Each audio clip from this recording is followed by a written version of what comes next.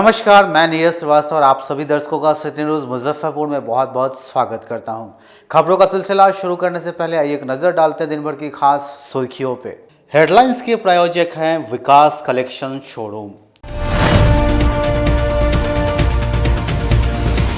मिठनपुरा थाना की पुलिस ने सरस्वती विहार कॉलोनी में छापेमारी कर 1169 लीटर शराब को किया बरामद। प्रदूषण नियंत्रण को लेकर निगम द्वारा 2 वाटर सॉल्यूशन स्प्रिंकलर मशीन का लोकार्पण नगर विधायक और मेयर ने किया। और जिले में अत्यधिक ठंड के कारण कोल्ड डायरिया की चपेट में अत्यधिक लोग आ रहे हैं। तो ये थी आज की सुर्खी और अब खबरें विस्तार से। मिठनपुरा थाना की पुलिस ने गुप्त सूचना के आधार पर सरस्वती विहार कॉलोनी में छापेमारी कर 1169 लीटर विदेशी शराब को बरामद किया। मिठनपुरा थाने की पुलिस ने लेप्रोसी मिशन चौक के समीप सरस्वती विहार कॉलोनी में छापेमारी कर 1169 लीटर विदेशी शराब बरामद की है। लीची बागान में बाउंड्री के अंदर बोरा में कई बोतल रखी थी। जब्त शराब रॉयल प्लेयर ब्रांड की है। इस पर मेड इन अरुणाचल प्रदेश लिखा हुआ है। मिठनपुरा थानेदार भागीरथ प्रसाद ने बताया कि बरामद शराब मुशहरी के मनिका के कन्हाई सिंह सिंडिकेट से जुड़ा हुआ है। मामले में 6 तस्करों के खिलाफ मामला दर्ज किया गया है। थानेदार भागीरथ प्रसाद ने बताया कि सूचना मिली थी कि लेप्रोसी मिशन चौक के पास सरस्वती विहार कॉलोनी स्थित लीची बागान में बाउंड्री से सटाकर भारी मात्रा में शराब रखी है। उक्त सूचना के आधार पर यह कार्रवाई की जा रही है। कल सुबह 4 बजे में सूचना मिली थी कि मनका मुशहरी के कन्हाई सिंह है, उसके सहयोगियों के साथ सरस्वती विहार कॉलोनी में एक सुनसान लीची का बागान है, उसमें शराब उतार कर रखा है और वहाँ से होम डिलीवरी के लिए सप्लाई करेगा। उस सूचना पर छापामारी की गई। उसमें 1169 लीटर रॉयल प्लेयर विदेशी शराब बरामद किया गया है और उसमें मनिका के कन्हाई सिंह के अलावे 5 अन्य नामजद अभियुक्तों के विरुद्ध FIR दर्ज की गई है। छापामारी की जा रही है। ये शराब कहाँ से आई है और कहाँ छपाई? ये शराब अरुणाचल प्रदेश निर्मित है और कन्हाई सिंह बहुत बड़े शराब कारोबारी है। इसके पूर्व भी उन पर कई थानों में केस दर्ज है। शहर में प्रदूषण को नियंत्रण करने को लेकर निगम द्वारा लाए गए वाटर सॉल्यूशन स्प्रिंकलर मशीन को लोकार्पण मेयर और नगर विधायक ने संयुक्त रूप से किया। शहर में वायु प्रदूषण के स्तर को नियंत्रण करने के लिए प्रदूषण नियंत्रण बोर्ड के निर्देश पर राष्ट्रीय स्वच्छ वायु अभियान के तहत बुधवार को बिहार में पहली बार जिला में 2 वाटर सॉल्यूशन स्प्रिंकलर मशीन का लोकार्पण नगर विधायक विजेंद्र चौधरी और मेयर राकेश कुमार पिंटू के द्वारा कंपनी बाग स्थित सिटी पार्क परिसर में किया गया। दरअसल दिल्ली के बाद मुजफ्फरपुर जिला का वायु प्रदूषण स्तर काफ़ी बढ़ा हुआ है। मेयर राकेश कुमार पिंटू ने बताया कि जिला में प्रदूषण स्तर को नियंत्रण करने के लिए वाटर सॉल्यूशन स्प्रिंकलर मशीन लाया गया है, जिससे प्रदूषण नियंत्रण में आसानी होगी। साथ ही शहर के सभी वार्ड में कूड़ेदान ट्रॉली का भी वितरण किया गया। नगर निगम के द्वारा हम लोग प्रत्येक वार्ड में 2-2 ठेला का दिए हैं और करीब हम लोग 100 ठेला का सब पूरे मुजफ्फरपुर नगर निगम वार्ड में दिए हैं। साथ में 2 स्प्रिंकल मशीन जो आपको वायु प्रदूषण को रोकने के लिए काफ़ी उपयुक्त है। हमारे यहाँ वायु का प्रदूषण का भी स्तर काफ़ी बढ़ गया था बीच में, लेकिन ये मशीन आने से काफ़ी अच्छा काम कर रही है, जिससे वायु प्रदूषण कम हो रहा है। इसका प्रत्येक दिन इसका आपको मुख्य सड़क पर इसका पूरा काम किया जाएगा। सभी जगह इसका छिड़काव होगा पानी का, जिससे वायु प्रदूषण कम हो सके। ये पूरा आप समझिए तो बिहार में पहली बार मुजफ्फरपुर नगर निगम में ही ये मशीन आई है। वहीं नगर आयुक्त विवेक रंजन मैत्रेय ने बताया कि शहर में वायु प्रदूषण कंट्रोल करने के लिए यह 2 मशीनों का लोकार्पण किया गया है। साथ ही इन मशीनों के माध्यम से शहर को सैनिटाइज भी किया जा सकता है।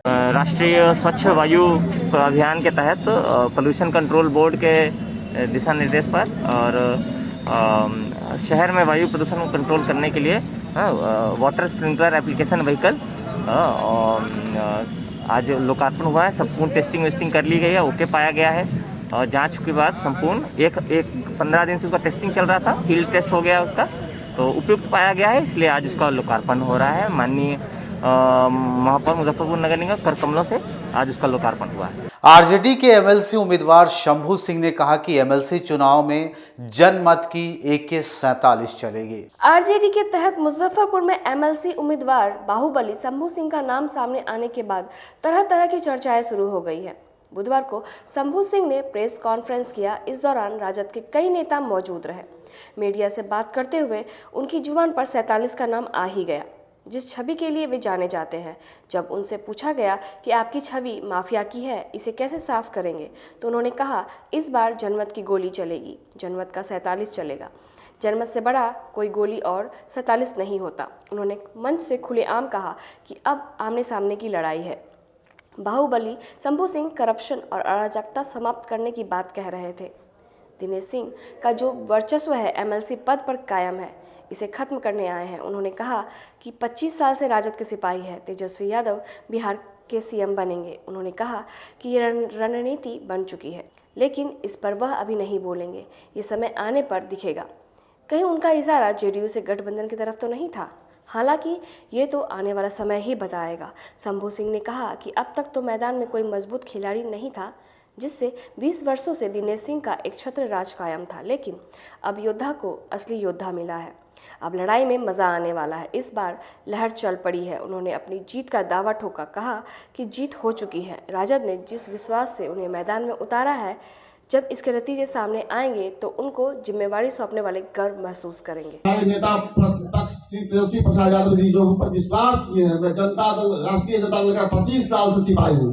सिपाही को तब खोजा जाता है, जो मैं बार बार कहता हूँ, जब लड़ाई का मैदान थोड़ा कठिन होता है। तो हमारे तो बड़े अल्लाह कमान वहां बैठे हुए हैं, लड़ाई लड़के यहाँ पे हम दिखाए हैं कि लड़ाई होता कैसा है। उनका आदेश ही काफी है। उनके आदेश के बाद लड़ाई समझिए मैदान खाली हो चुका है। लहर क्या है कि समाज के बच्चा बच्चा में फैला हुआ है। अब पैसा कभी चलने वाला नहीं है। उनका पैसा भी लोग लेंगे और अपना मत भी कहीं और देंगे। इस बात का मैं आपको सबूत देता हूँ। 3000, 3500, 4000 उम्मीदवारों से मैं कल से मिल चुका हूँ। सबके मन में सोच क्या है कि इस बार पैसा को हराना है, जनमत को जिताना है। जनमत के सामने पैसा का क्या पावर होता है? जो हमारे पंचायती राज व्यवस्था में जो हमारे भाइयों ने किसी को अपना चुनाव करके उनको चुनते हैं, उनको क्या 10, 5, 20 हजार रुपए में खरीद के क्या उनके अधिकारों को छीन लिया जाएगा? इनके दिशा के अनुरूप जो हमको जैसा कार्यश्री माननीय लालू प्रसाद यादव जी ने हमको दिया है और नेता प्रतिपक्ष जी ने हमको जो दिया है, और मैं एक राष्ट्रीय जनता दल का सिपाही हूँ और हमसे बड़े कमांडर लोग बैठे हुए हैं। अपनी टूटी फूसी भाषा में बोलता हूँ मैं कि इनके दिशा निर्देश के अनुसार मुजफ्फरपुर जिला में जो है प्रत्याशी घोषित किया गया है, उसके लिए मैं पूरा जी जान से एक करके मैं चुनाव जीत के आप लोगों के सामने रखना चाहता हूँ। और चुनाव हम लोग जीत चुके हैं। जो जनमत का लहर है उसके सामने दुनिया का कोई लहर काम नहीं करता। जनमत का लहर कब होता है? जब भ्रष्टाचार का अंत हो जाता है, करप्शन का अंत होता है, किसी मतलब राजतंत्र का अंत जब होता है उसकी नीतियों का, तब जनमत का लहर सामने आता है। और जनमत का लहर जब सामने आता है तो उसके सामने संसार का कोई ताकत आज तक रुक नहीं पाया है। ये सच्चाई का लहर है, ये राष्ट्रीय जनता दल के विचारों का लहर है। ये दलित शोषित जो भी कमजोर समाज के वर्ग वो है, उनका लहर है, उनकी दबे हुए आवाजों का लहर है, जो दबाया गया आज तक 20 साल से। और जब दबाए हुए आवाज को जब एक बार कोई रास्ता मिल जाता है तो उसमें सैलाब कैसा होता है उसका कोई अंत नहीं होता। उसका कोई अंत नहीं देखा गया है कि उसका सैलाब कैसा होता है। सोचने की बात नहीं है। चुनाव हम लोग जीत चुके हैं, लेकिन उसके आगे ये सोचना है जो पहले भ्रष्टाचार हुआ है उसका परिणाम क्या होगा और आगे हमको अच्छा कितना करना है, उस चीज पर विचार करना होगा। यह मुजफ्फरपुर जिला एक तरह से एक परिवार में गिरवी के तौर पे देखा जा रहा है। हर पद पर कहाँ तो पैसा पैसा पैसा। हमको भेजा गया है, सिर्फ एक मैदान के लिए नहीं भेजा गया है। आप लोग यह बात मानिए कि हमको यह एक मैदान के लिए नहीं भेजा गया है, हमको भी कुछ सोच समझ के भेजा गया है। यह रणनीति ऐसा होगा कि फिर ऐसा रण कभी नहीं होगा। अभी जो चुनाव आएंगे और हमारे श्री माननीय तेजस्वी प्रसाद यादव जी मुख्यमंत्री बनेंगे, वह सब कुछ तैयार हो चुका है। लेकिन रणनीति आपको अभी हम नहीं बताएंगे, क्योंकि ये पार्टी का आंतरिक मामला है। एक बात आपसे बताते हैं, हम 46 साल उम्र जी लिए हैं और राष्ट्रीय जनता दल के लिए और इस समाज के लिए, और 100 बार कुर्बान होगा तो हम 100 बार कुर्बानी देंगे। के बाद सबसे प्रथम जो जिला का जो व्यवस्था बिगड़ा हुआ है, स्वास्थ्य का, शिक्षा का, घोटाला का, करप्शन का, घूसखोरी का, सबसे पहले उसको खत्म करना होगा। जब कहते हैं कि जनमत के साथ हम जनमत के साथ हैं, तो खरीद पर तो बनिया व्यापारी लोग करता है ना, कि कुछ दिन के लिए जो वर्तमान में आना हो जाना हो तो खरीद पर आते हैं जाते हैं। अभी बेचैनी क्यों बढ़ गई है पूरे जिला? हमारे छवि देखने से पहले उनका अपना छवि एक बार पूछ के तो आप आते उनसे कि उनका छवि कैसा है। हमारे छवि देखने से पहले उनसे पूछते कि आपका अपना छवि क्या है समाज के सामने में। शंभू मंटू गिरोह अगर आप कहते हैं ना, लोगों का कहना है, लोगों का काम है कहना, उनको कहने दीजिए, आगे चलिए। आपको लगता है कि बाहुबली वो हो सकते हैं, हम बाहुबली नहीं है, हम तो जनमत बली हैं। जनता का साथ मेरे साथ है, उनके साथ बली है। पहाड़ी इलाकों में भारी बर्फबारी के कारण शीतलहर का प्रकोप जारी है। मौसम विभाग के अनुसार अगले 3 दिनों तक ठंड से लोगों को राहत नहीं मिलेगी। जिले में शीतलहर का प्रकोप जारी है। कड़कड़ाती ठंड ने रफ्तार पर लगाम लगा दी है। अत्यधिक ठंड के कारण दिन भर लोग घरों में दुबके रहे।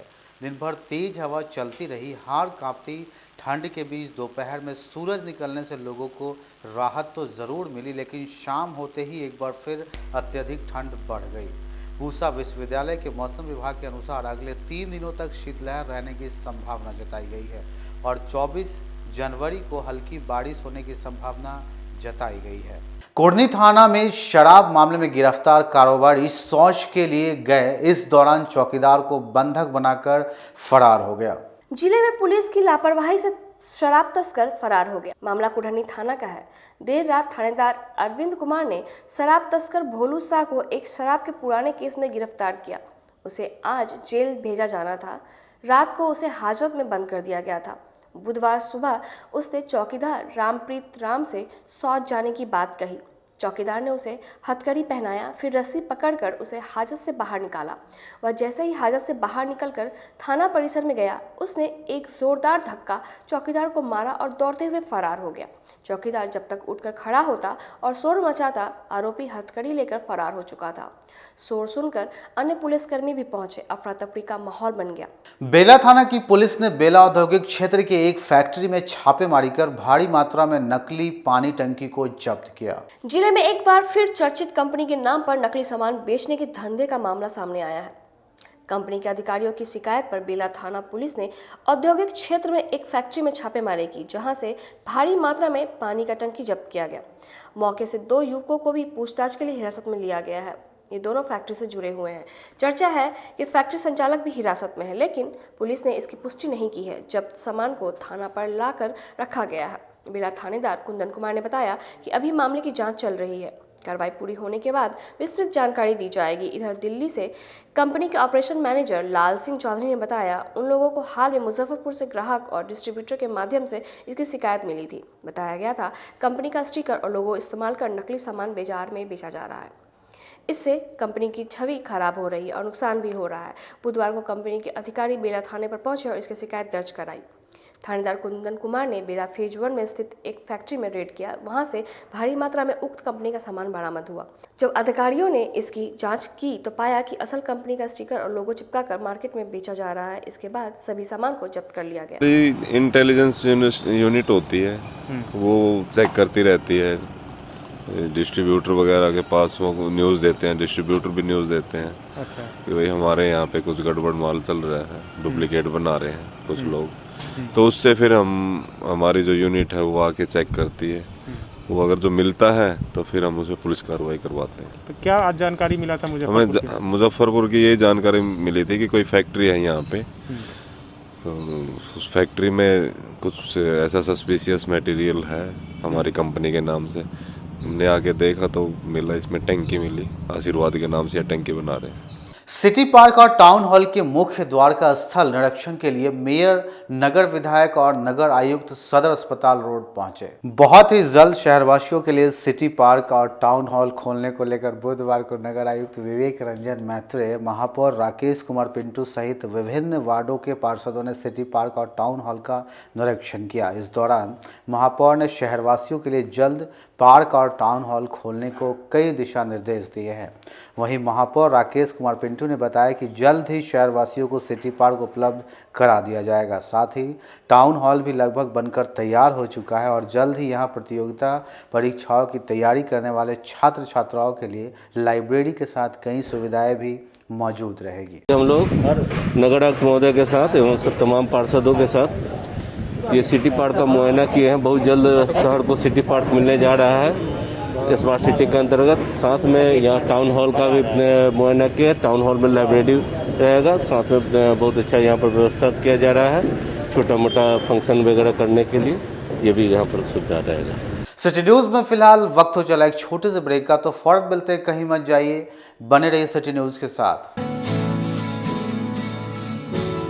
कहते हैं कि मंजिल उन्हीं को मिलती है जिनके सपनों में जान होती है। पंखों से कुछ नहीं होता, हौसलों से उड़ान होती है। तो अगर आप में भी है जज्बा कुछ कर दिखाने का, अगर आपके अंदर भी है एक जीनियस, अगर आप भी छूना चाहते हैं आसमान की ऊंचाइयों को, क्रैक करना चाहते हैं IIT JEE, AIIMS, NEET, NTSC, KVPY या फिर ओलंपियाड, तो आपके हौसलों को उड़ान देने के लिए है जीनियस क्लासेस। जी हाँ, सही सुना आपने, Genius Classes for IIT JEE, AIIMS, NEET, NTSC, KVPY, olympiad for 8th, 9th, 10th, 11th, 12th and target. अपने बेहतरीन सक्सेस रिकॉर्ड के साथ सफलता की नई ऊंचाइयां गढ़ रहा है जीनियस क्लासेस। तो my dear students, 8th, 9th, 10th, 11th, 12th and target के लिए नए बैचेस शुरू होने वाले हैं जीनियस क्लासेस में, जहां है separate hostel for boys and girls. जल्दी से पता नोट करें। Genius Classes, study centre, Pankaj market, Saraiyaganj, Muzaffarpur. अधिक जानकारी के लिए कॉल करें 763509137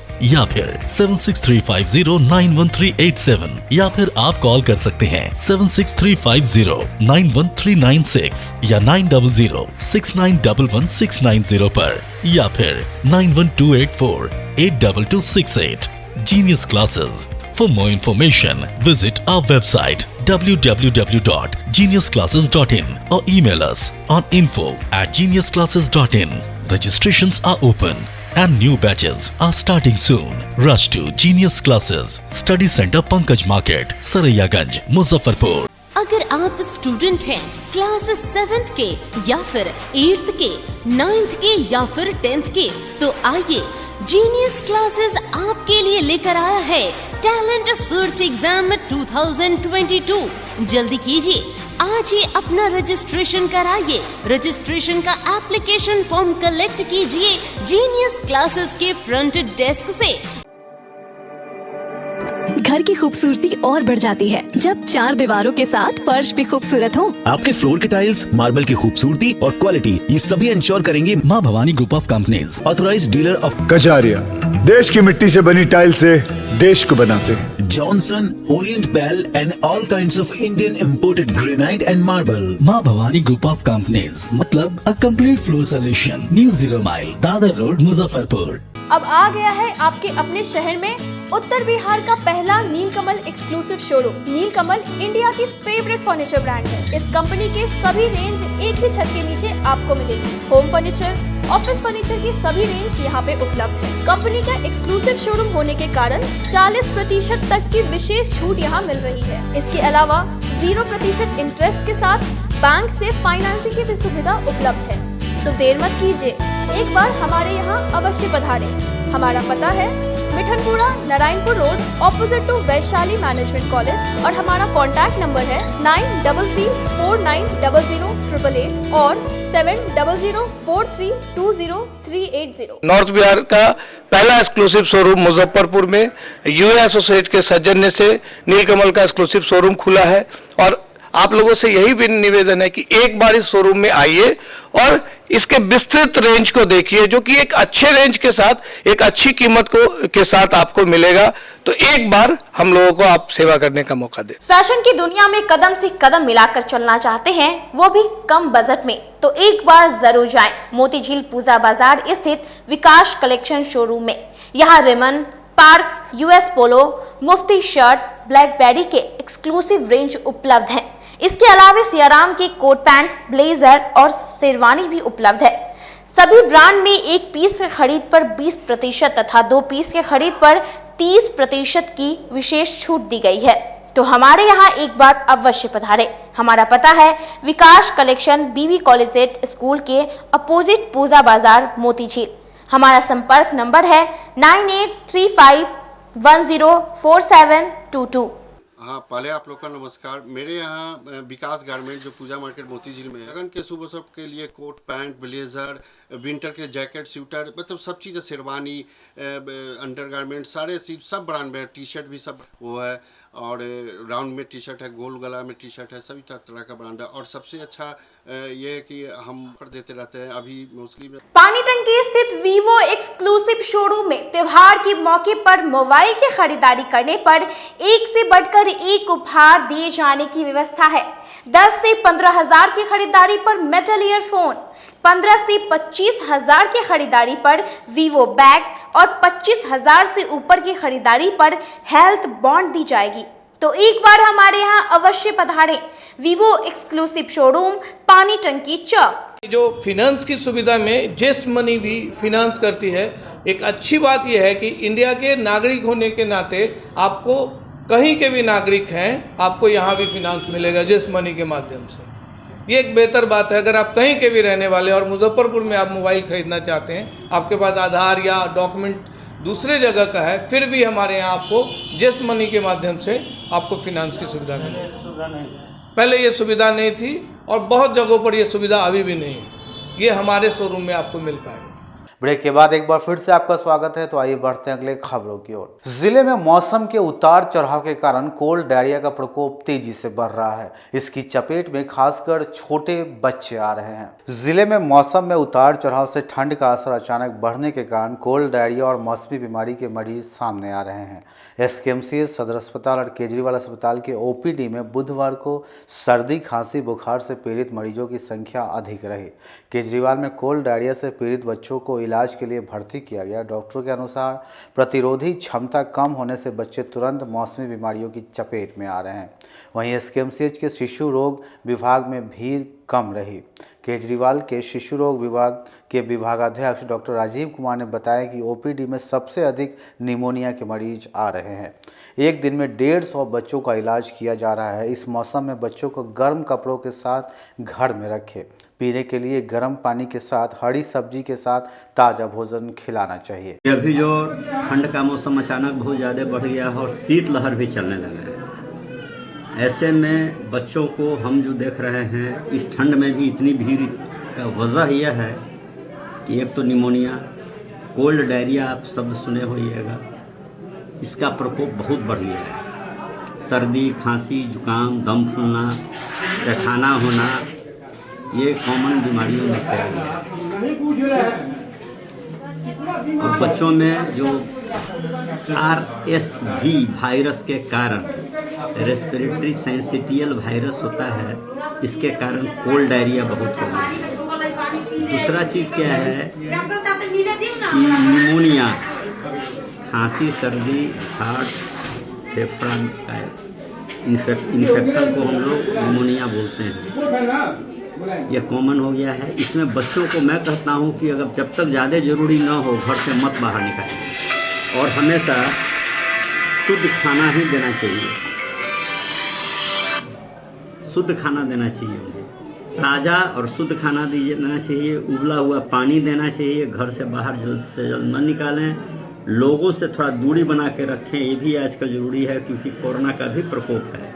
अभी जो ओमिक्रॉन वेराइटी है, बच्चों में भी आप देख रहे हैं कि बहुत सारे बच्चों को मुजफ्फरपुर शहर में भी हो गया है। थोड़ी दूरी बना के रखें, घर से बाहर न निकालें। पूरा कपड़ा, ठंड से बचने के लिए पूरा कपड़ा पहना के निकालें। और उनको गुनगुना पानी पीने के लिए दें, ताज़ा पानी पीने के लिए दें और शुद्ध खाना और ताज़ा खाना बहुत ज़रूरी है। वहीं सदर अस्पताल में सिविल सर्जन विनय कुमार शर्मा ने इसको लेकर ओपीडी का निरीक्षण किया। इस दौरान उन्होंने दवा काउंटर के सामने लगी कतार को ठीक करवाया। उन्होंने सभी पीएचसी को आवश्यक दवाएं उपलब्ध कराने का भी निर्देश दिया। चाहे बच्चे हों चाहे बड़े हों, अगर ज़्यादा ठंड लग जाती है तो कोल्ड डायरिया होता है, वोमिटिंग भी होती है। तो इससे सबसे बड़ी ज़रूरी है क्योंकि अभी टेम्परेचर काफ़ी कम गया और ठंडी हवा भी बह रही है, तो बच्चों को जो है खुले हवा में नहीं निकालें और पूरे कपड़े पहने घर में रहें और संभव हो सके तो अंगीठी जलाएं, रूम में गर्म करके रखें, बशर्ते कि वहाँ वेंटिलेशन की सुविधा हो। तो ये सब जरूरी जो एहतियात है जो पहले से भी लोग बरतते रहे हैं उसके बरतने की ज़रूरत है ताकि ठंड कोल्ड एक्सपोजर ना हो, क्योंकि बच्चे और बूढ़े सबसे ज़्यादा कोल्ड में सेंसिटिव होते हैं, उनको ठंड लगने की संभावना सबसे ज़्यादा होती है। भाकपा माले के नगर सचिव ने शहर में चल रहे स्मार्ट सिटी के कार्यों पर बड़ा आरोप लगाते हुए कहा कि बिना ब्लूप्रिंट के ही काम हो रहे हैं। बुधवार को मुजफ्फरपुर स्मार्ट सिटी योजना में व्यापक भ्रष्टाचार को उजागर करने के लिए भाकपा माले के हरिसभा चौक स्थित जिला कार्यालय में माले नगर सचिव सूरज कुमार सिंह ने प्रेस कॉन्फ्रेंस कर बताया कि स्मार्ट सिटी के 19 कार्यों में से 5 कार्यों का समय सीमा खत्म हो गया है, लेकिन कार्य अभी तक पूरा नहीं हुआ। जो कंपनी खुद काम न करके स्थानीय ठेकेदारों से काम करवा रही है, उस कंपनी से कार्यों को छीना जाए। काम का कोई ब्लूप्रिंट नहीं है, कहीं कार्यों का कोई बोर्ड तक नहीं लगाया गया। पूरे शहर को गड्ढों में तब्दील कर दिया गया है। 28 करोड़ का कार्य हो गया, लेकिन शहर नरकीय हालत में है। कोरोना महामारी के समय भी शहर डूबा रहा और निगम में भ्रष्टाचार चलता रहा।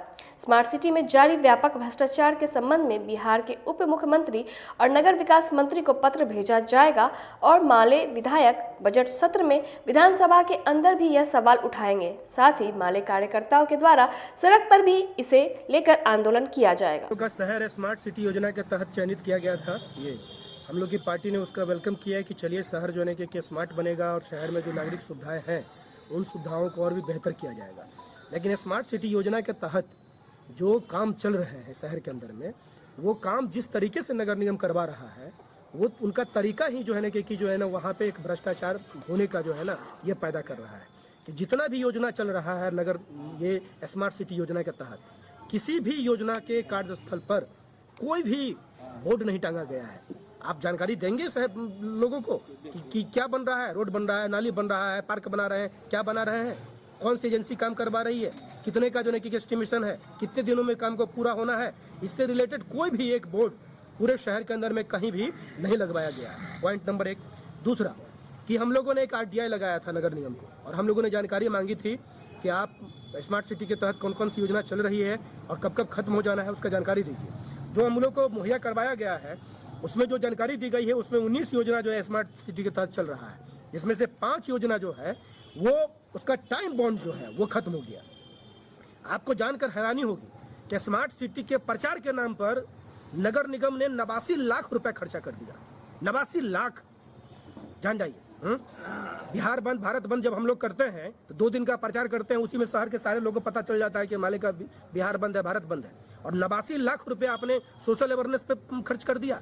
इसमें भी एक RTI हम लोग लगाने के लिए जा रहे हैं कि आपने कहाँ पैसा खर्च किया है उसका तुम जवाब दो। ये कल्याणी जो रोड बन रहा है अभी जिसको खोद कर छोड़ दिया गया है और जहाँ पर नाली अभी बन रहा है, ये 760 मीटर का सिर्फ ये रोड और नाला है, जान जाइए। और इसका योजना इसका जो है लागत जो है 6 करोड़ रुपया है। क्या करेंगे 6 करोड़ रुपया? कहाँ खर्चा होगा 6 करोड़ रुपया?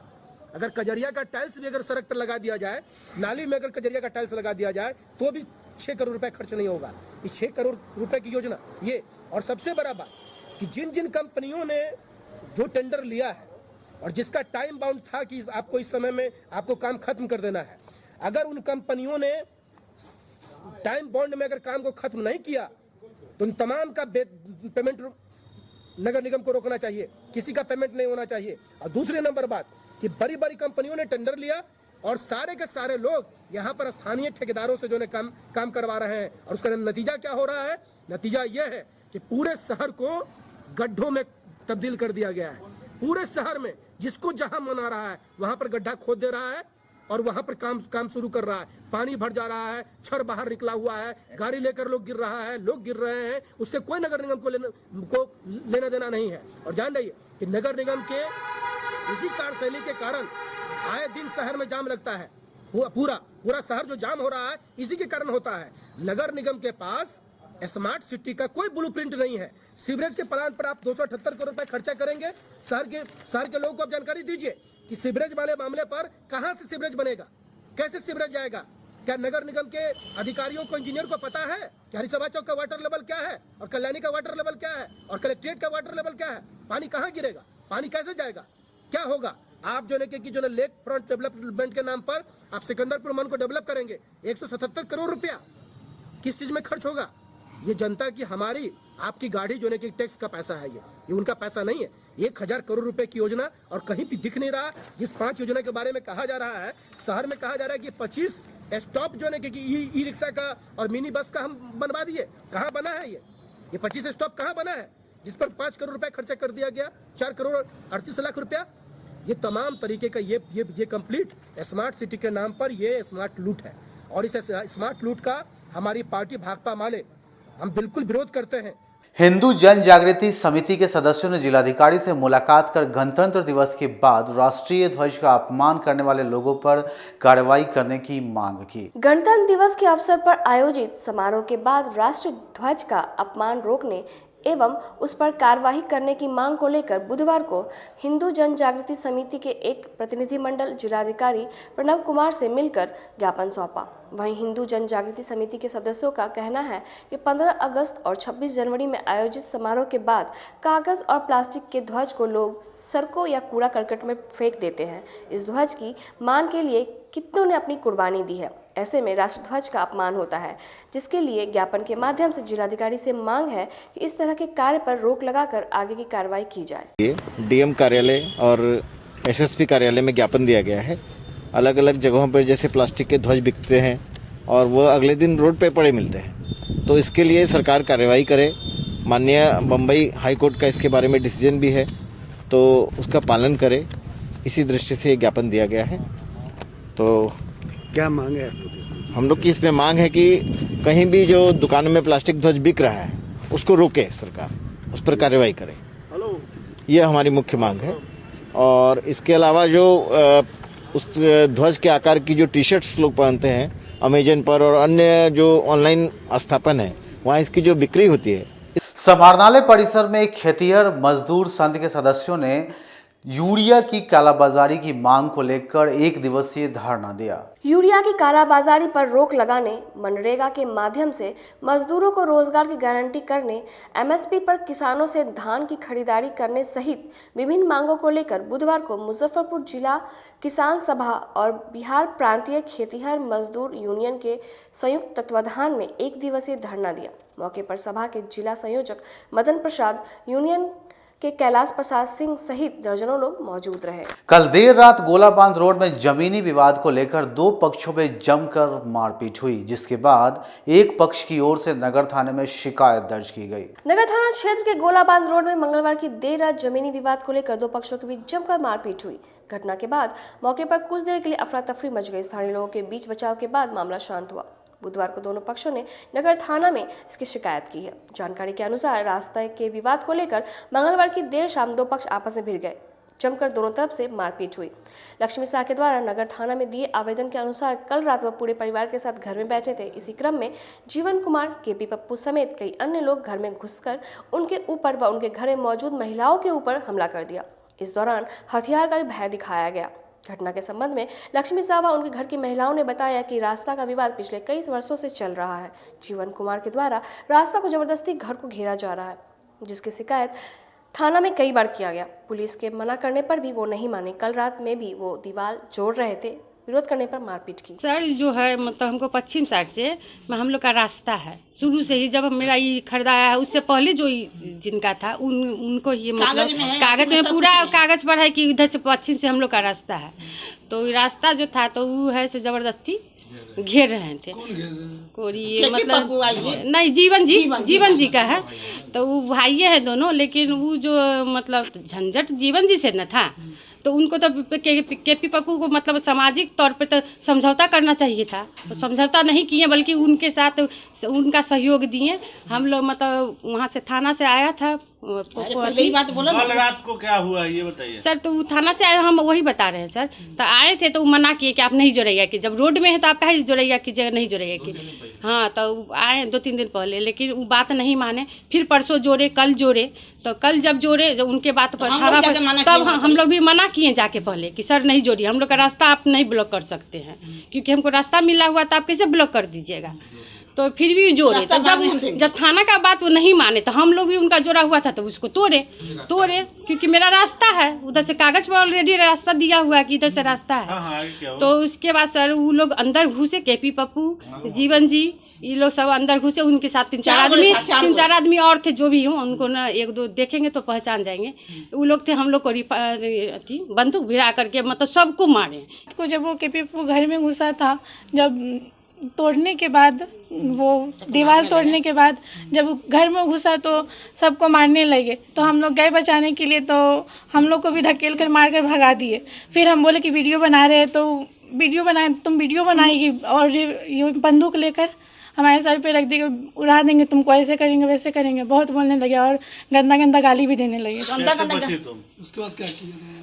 उसके बाद वो मार के तो हम लोग भाग गए। हम लोग को बंदूक भिड़ा, तो हम लोग शांत रहे, और उधर मार रहे थे हमारे दादाजी। जिला कांग्रेस कमेटी के कार्यालय में वरिष्ठ कार्यकर्ता अधिवक्ता महंत सजीव कुमार के आकस्मिक निधन पर शोक सभा का आयोजन किया गया। कांग्रेस के वरिष्ठ कार्यकर्ता अधिवक्ता महंत संजीव कुमार के निधन पर बुधवार को मोतीझील स्थित जिला कांग्रेस कमेटी के कार्यालय में जिला अध्यक्ष अरविंद कुमार मुकुल की अध्यक्षता में शोक सभा का आयोजन किया गया। शोक सभा के दौरान कांग्रेस कार्यकर्ताओं ने 2 मिनट का मौन धारण कर वरिष्ठ कांग्रेसी सह अधिवक्ता महंत संजीव कुमार की मृत्यु पर शोक व्यक्त किया।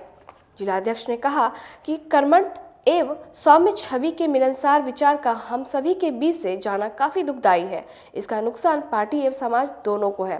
ईश्वर इनकी आत्मा को शांति दे। करते हैं और ईश्वर से प्रार्थना करते हैं कि उनकी आत्मा को शांति प्रदान करे। संजीव महंत जी एक पार्टी के नेता के साथ साथ सामाजिक व्यक्ति भी थे। सबके दुख सुख में और रचनात्मक कार्य में हमेशा हाथ बटाने का काम किए। आज हम उनको नमन करते हैं। आज की खबरों में फिलहाल इतना ही। तो कल फिर मिलेंगे कुछ नई खबरों के साथ। तब तक के लिए इजाजत दीजिए हमारी न्यूज़ टीम को। नमस्कार।